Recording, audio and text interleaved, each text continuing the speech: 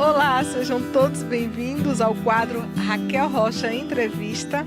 O meu convidado de hoje é o médico Natan Barbosa. É um médico que está comigo, gente, naquele projeto maravilhoso sobre o sono. Então, hoje a gente vai falar um pouco sobre o sono, sobre a fisiologia do sono, sobre os danos à saúde das pessoas que têm problemas de insônia, má qualidade do sono. Mas antes disso, eu quero apresentar esse médico que se formou há pouco tempo e representa toda uma classe aí de médicos jovens que estão entrando no mercado de trabalho e, no seu caso, dando show, viu? Dando show. Natan, você faz parte, você coordena alguma coisa no Mutirão do Diabetes, não é isso? Isso. Raquel, primeiro, queria agradecer. Já entro perguntando, né? Então, volta. Querido, seja bem-vindo. Vá. Muito obrigado pelo convite, né? Por essa oportunidade de estar aqui batendo um papo com você. E, assim, eu coordeno, né, os acadêmicos de medicina. E coordeno os acadêmicos de medicina. No Mutirão. Do Mutirão de Diabetes, daqui de Itabuna. E faz um trabalho maravilhoso. Já ouvi muitos elogios ao seu trabalho. Muito obrigado. Atua também em hospital. Isso, atendo no hospital e uma unidade de saúde também. Profundo conhecedor de neurologia. Tem um time aí querendo que ele faça neurologia, especialização. Não tem uma torcida? Tem. Por muito tempo durante a faculdade eu comecei assim, querendo mesmo a neurocirurgia, neurologia. E aí depois pro final o mutirão de diabetes, né, que acontece, tem uma parte muito forte lá da oftalmologia, aí eu fui ganhando meu coração e eu fui pro caminho, aí hoje eu quero me especializar na oftalmologia. E um estudioso da área do sono. Antes disso, me fala para quem está na faculdade e está inseguro em relação ao mercado de trabalho, porque até os estudantes que eu atendo, a faculdade de medicina não é fácil. Tem aquele estresse inerente, né, à profissão, que parece que já começa na faculdade. Não sei se é por conta da carga horária, que é muito extensa, né? Um curso que é turno integral. A expectativa, muitas vezes, de toda a família em torno desse profissional. E a responsabilidade, né, de, muitas vezes, a vida de alguém depender de você.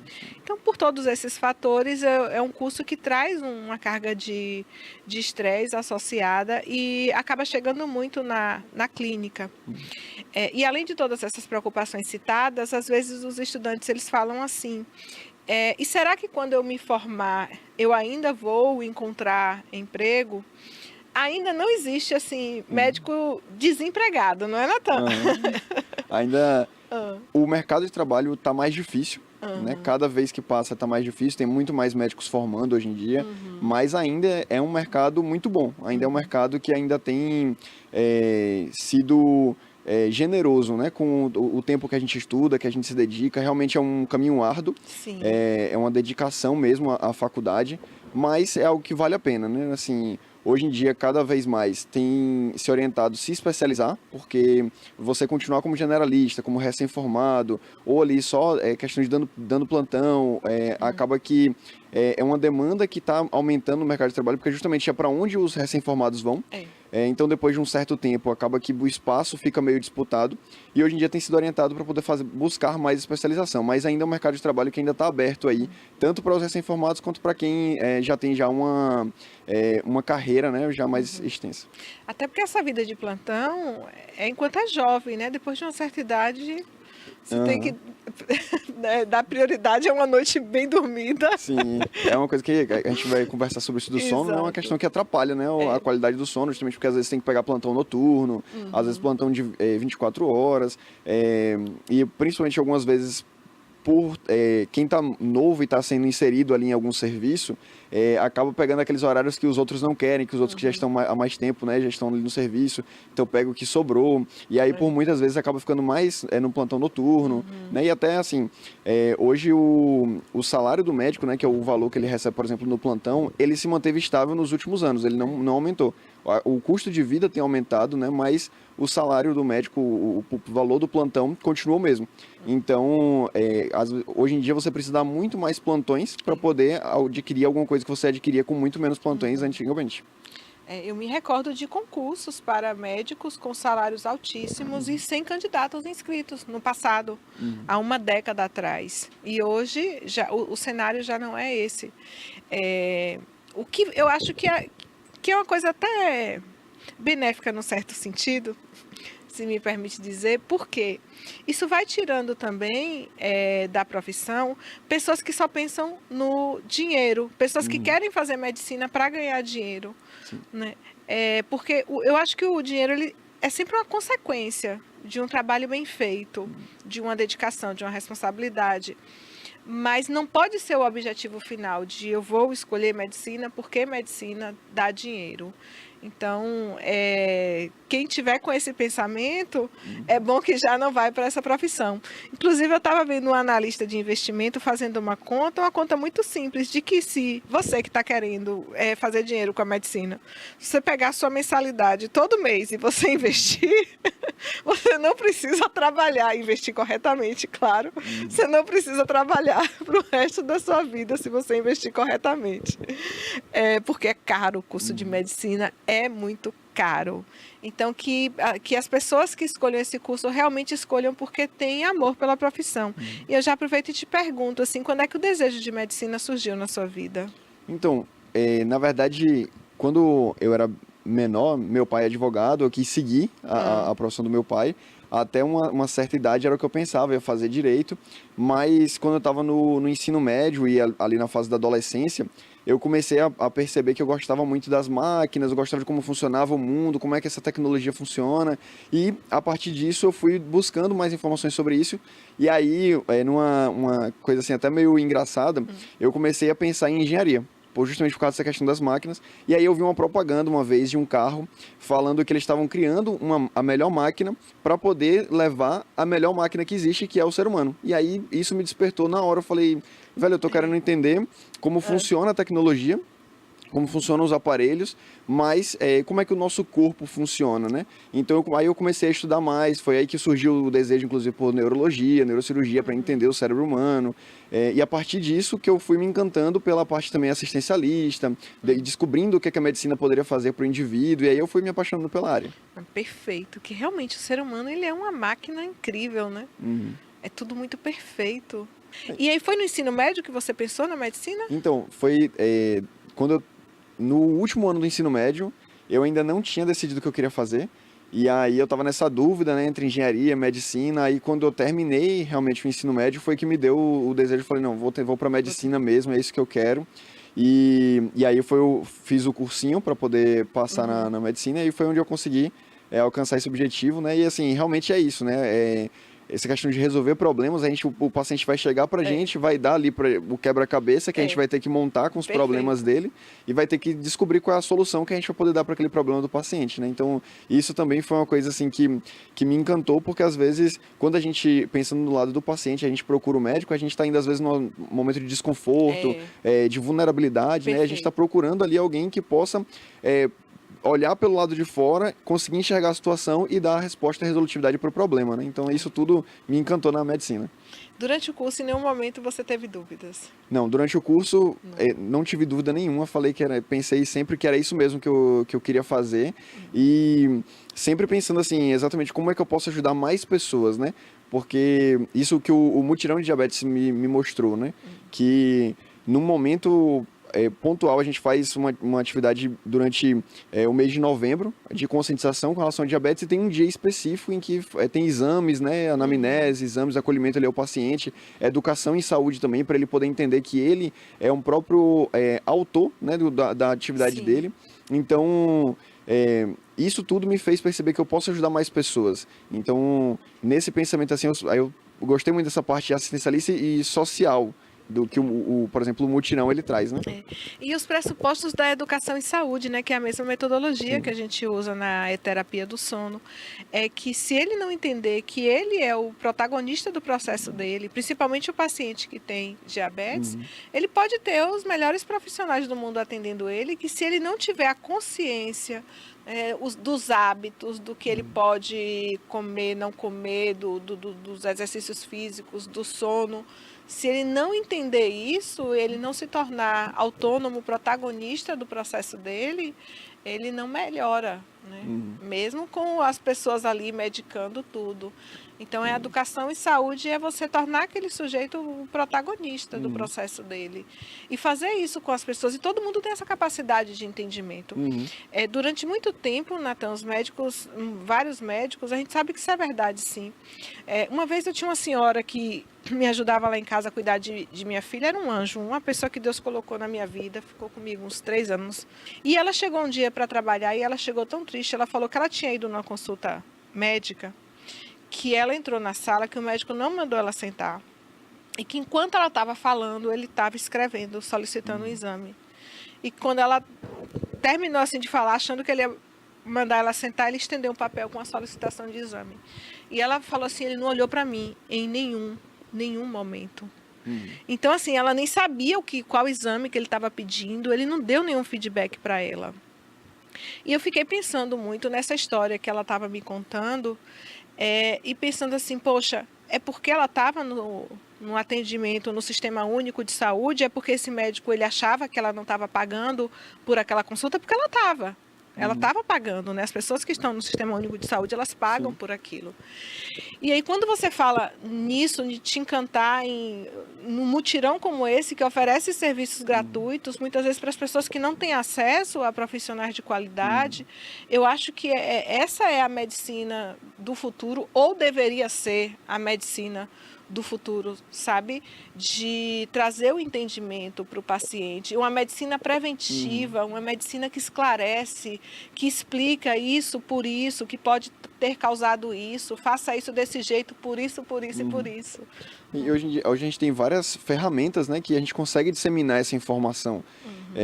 E eu acho que assim, quando o paciente chega, como a gente conversou antes, ele está no momento de vulnerabilidade dele, né? E às vezes só de você olhar para o paciente, ouvir e acolher ali já sanou as questões dele, né? Às vezes ele só queria que alguém ouvisse e acolhesse ele.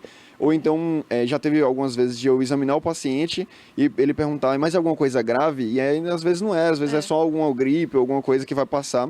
E aí eu explico para ele que não é nada grave, que não é nada que, a princípio, corra risco, né? Não tem nenhum sinal de alarme no quadro do paciente, e ele ali já fica feliz. Não, porque eu fiquei preocupado. Já sai melhor. Logo, já sai até melhor.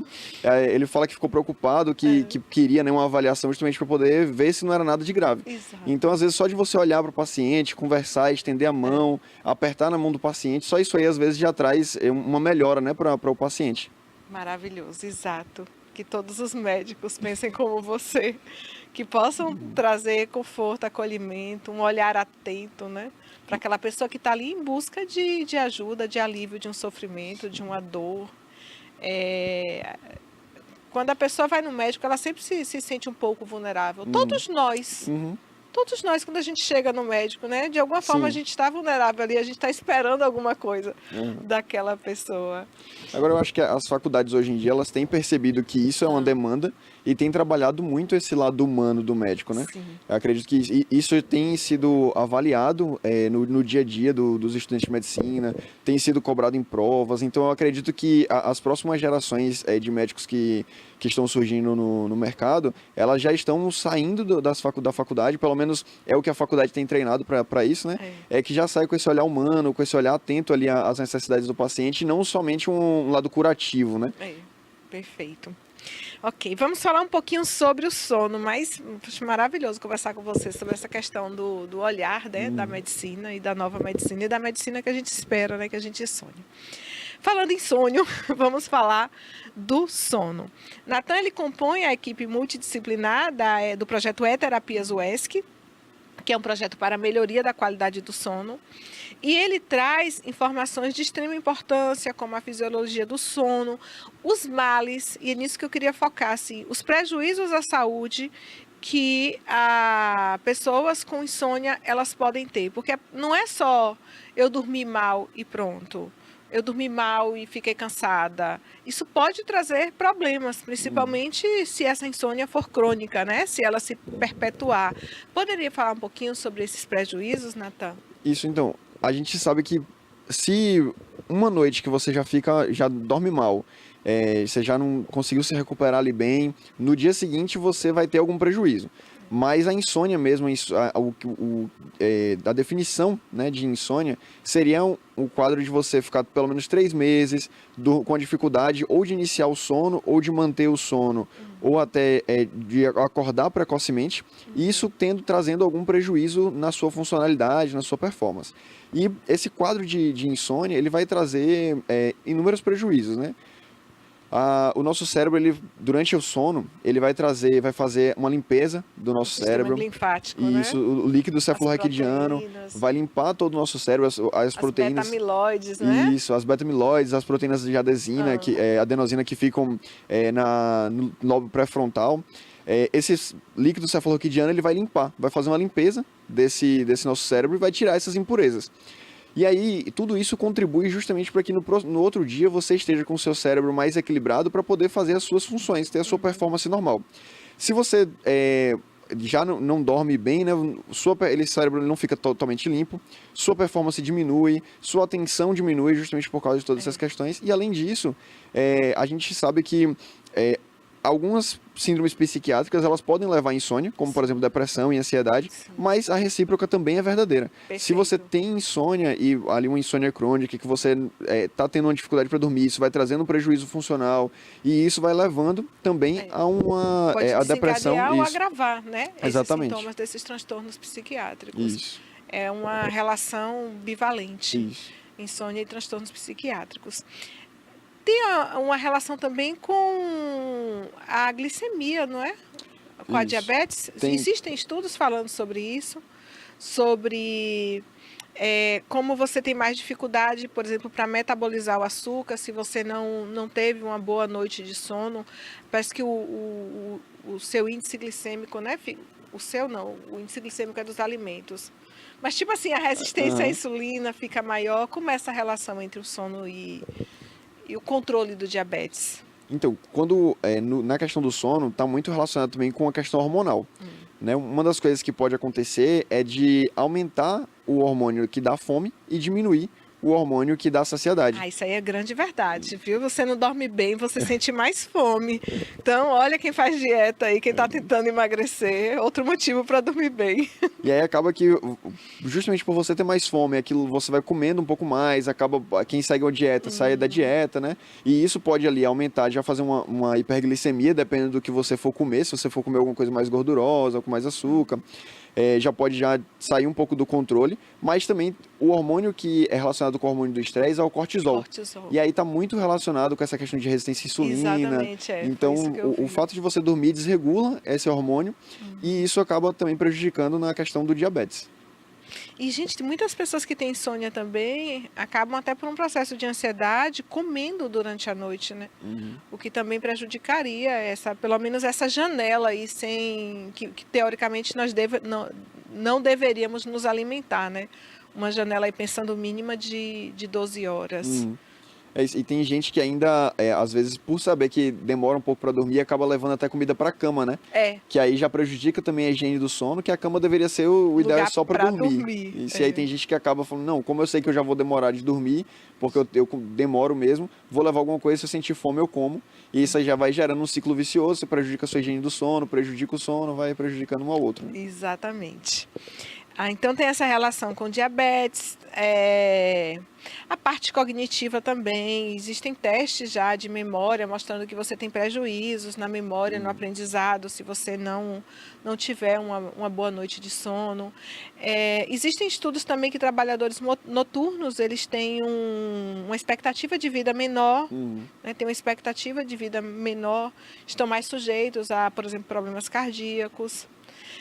E a questão também, se a gente parar para pensar, quem não dorme bem também está sujeito a acidentes de carro, né? Operar máquinas, porque você pode ter um prejuízo ali na atenção, nos reflexos. Você perde a atenção, perde o foco, sua motricidade mais fina, ela acaba ficando mais prejudicada. Isso aí pode, sim, ser suscetível a acidentes. Outra coisa que também, como a gente estava falando da fisiologia, né, tem as fases do sono. Se você precisa passar por todo o ciclo, por toda a fase do sono, para poder ter um sono bem estruturado, né? Se você acaba falhando nesse ciclo das fases do sono, acaba que você tem prejuízo na memória, porque nesse momento do sono mais profundo que a memória é mais fundamentada, então você tem um prejuízo ali de performance, né, cognitivo, funcional. Então, todas essas coisas, elas acabam contribuindo aí para uma vai prejudicando a outra, às vezes você prejudicou ali a sua memória, né, a sua performance, e você esqueceu de tomar algum remédio que era importante para você, e aí já vai prejudicando um ciclo, um ao outro. Tem a questão também da dor, né, que, por exemplo, quem tem fibromialgia ou alguma outra dor crônica, a dor vai prejudicar o sono, porque você às vezes tem uma dificuldade de achar alguma posição para poder dormir, e isso prejudica o sono. A falta de sono vai gerar mais dor também. Então é um ciclo, um vai puxando o outro. Exatamente. E eu acho que todas as especialidades da medicina, quando o paciente chega, deveria perguntar sobre o sono. Não sei se eu sou suspeita, mas eu não me recordo uma consulta que eu cheguei e o médico perguntou sobre o meu sono. Não me recordo. Mas eu acho que o endocrinologista ele tinha que perguntar, o cardiologista ele tinha que perguntar, todas as especialidades, sei lá, a ginecologista também tinha que perguntar, porque também tem uma relação aí, a mulher quando entra na menopausa, ela pode ter algumas dificuldades também com o sono, por conta das questões hormonais. A nutricionista tinha que perguntar sobre o sono. O educador físico tinha que perguntar sobre o sono. Eu pergunto, quando o paciente chega, no primeiro dia, na primeira sessão, a não ser que o paciente já chegue com uma demanda ali, com um problema, com um sofrimento muito grande, aí a prioridade é a escuta para o que ele está trazendo. Mas o paciente que chega, às vezes chega assim, falando pouco, né? Que a gente vai fazer a anamnese, que a gente faz aquelas perguntas iniciais, o sono é uma das primeiras coisas que eu pergunto. Sim. Né? Justamente por conta dessa relação entre sono, o transtorno mental. Nosso humor, a gente nem precisa adentrar na questão da seara dos transtornos mentais. Gente, se a gente não dorme bem, no outro dia a gente fica no mau humor, não é? Pois a gente fica mal-humorado, já mais estressado, qualquer coisinha a gente já estoura. Perfeito, perfeito. E falar sobre isso, né? Falar sobre a importância sobre os prejuízos do sono é justamente uma forma de alertar para que as pessoas elas possam cuidar do seu sono. Vamos tentar citar aqui algumas coisas simples que as pessoas elas podem fazer, né? Existe assim todo um processo de higiene do sono. Inclusive, eu tenho uma lista enorme que eu entrego para os pacientes, que eu digo que para você dormir bem, você tem que acordar bem. Mas aqui a gente vai fazer um apanhado por alto, tá? E alguns conselhos. Então, comece com... Posso começar? Pronto, exposição à luz solar, extremamente importante. Para você dormir bem, você tem que acordar bem. Então, quando você acordar, se expõe à luz solar de alguma forma. Abra a janela, abra a cortina, vai para o jardim, vai para o quintal, vai fazer uma caminhada.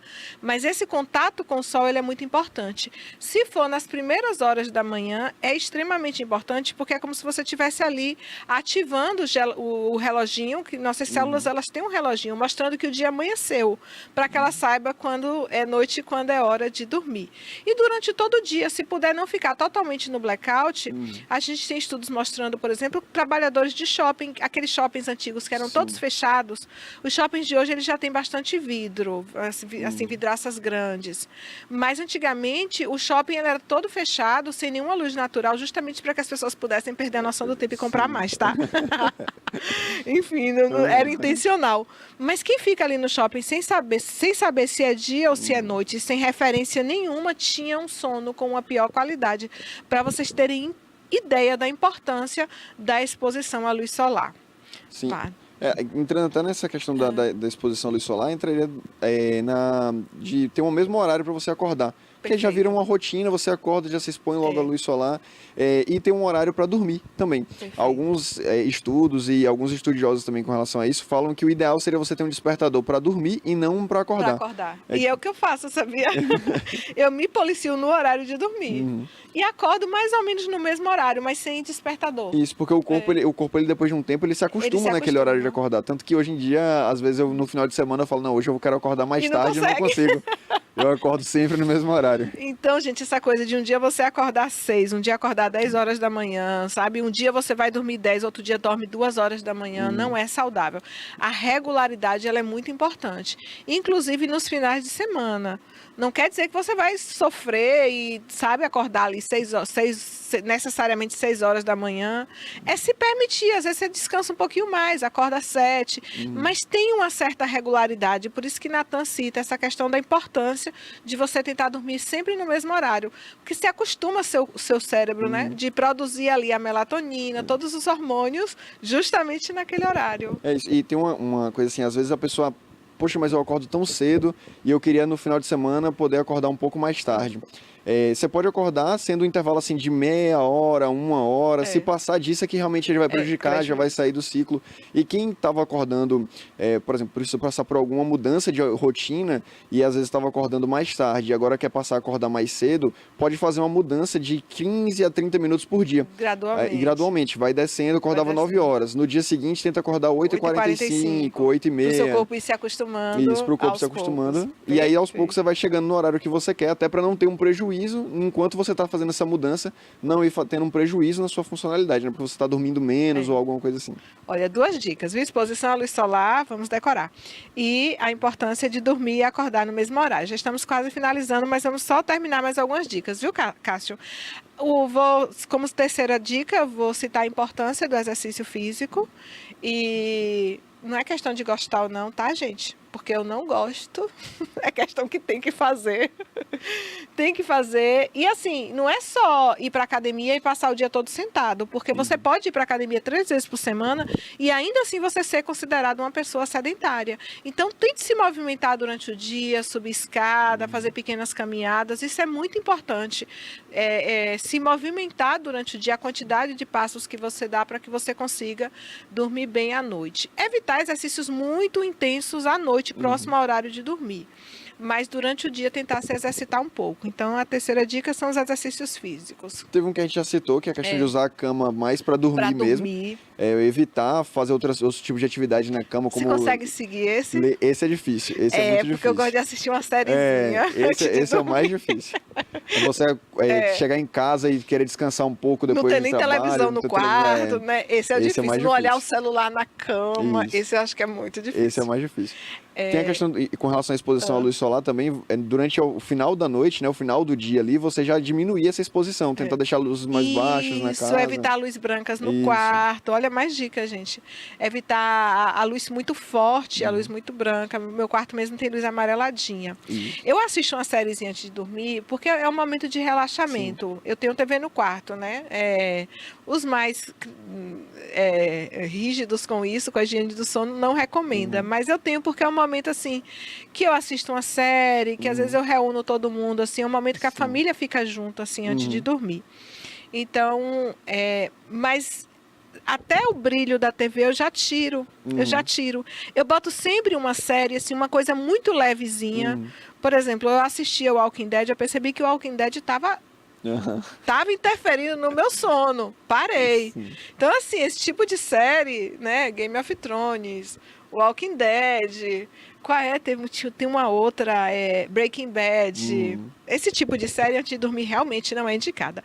Eu boto uma comédiazinha, uma coisa bem leve, e alguma coisa, inclusive, que às vezes eu boto o time na televisão, boto 10 minutos, eu fico ouvindo e eu durmo, e depois a TV desliga. Então é coisinha leve que eu assisto antes de dormir.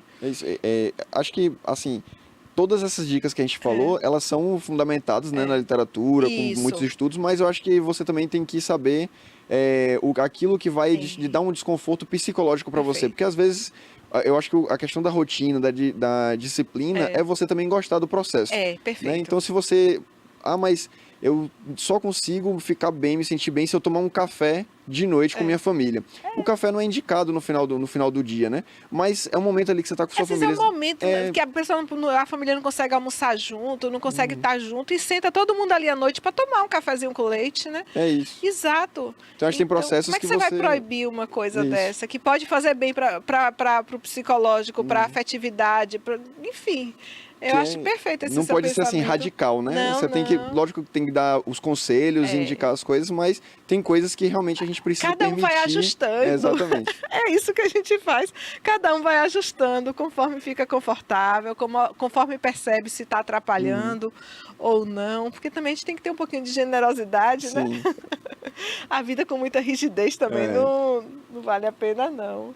Bom, já demos algumas dicas aqui, Brinde. Obrigada por ter contado um pouquinho da sua trajetória, por contar pra gente como é que foi a escolha da medicina, né? Que foi como a coisa foi surgindo de uma forma gradual e como você se encontrou nesse processo. E agora você sabe que onde você chega, você faz um excelente trabalho, as pessoas te elogiam, as pessoas gostam.